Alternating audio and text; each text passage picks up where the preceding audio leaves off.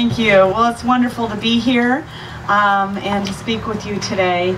I just have huge honor and respect for those who serve our country, and I think we always need to be open to the leading of the Lord and how He calls us to serve our countries or to serve our country. And I did get the call one day soon after 9/11 happened and said, "You're being assigned to New York." And I was worried that call was going to come soon, and sure enough it came.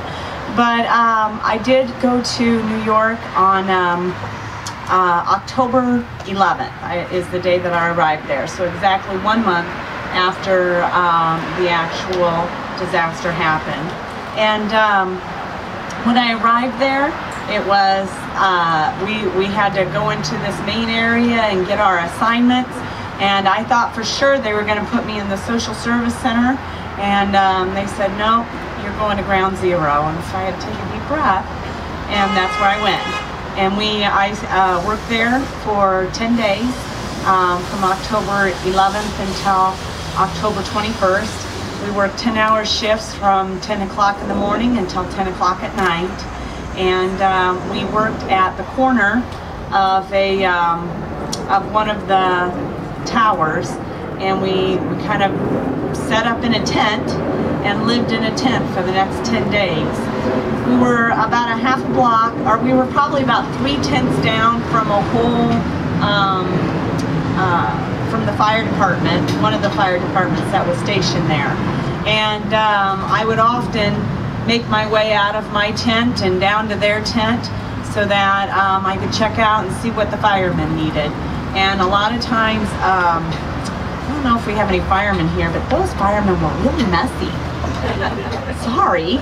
And so I'd go down there every day and just spend about an hour in their tent, just cleaning it up, making it nicer, so that when they came in from being out and around the tower, that they could come into some place that wasn't as dirty and that had plenty of coffee. You had to have tons of coffee with lots of milk, and not cream, but milk.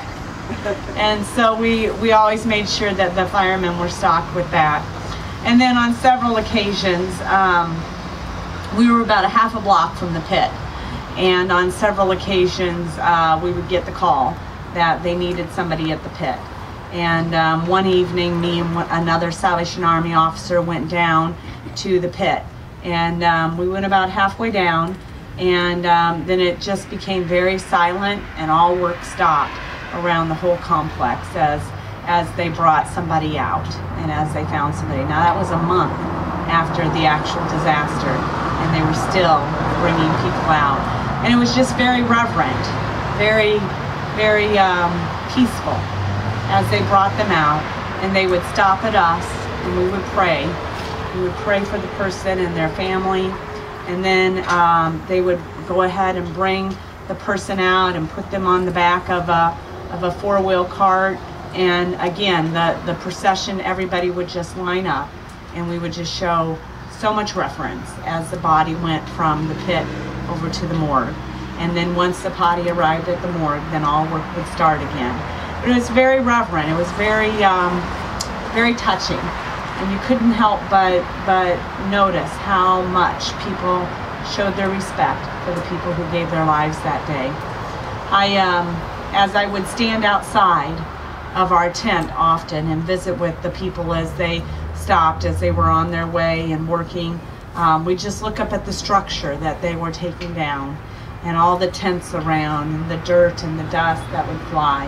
And my biggest impression as I stood there was, this is what war looks like.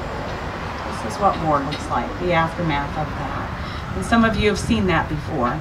Some of you know what that looks like. And it was just a very humbling moment to stand there and watch that.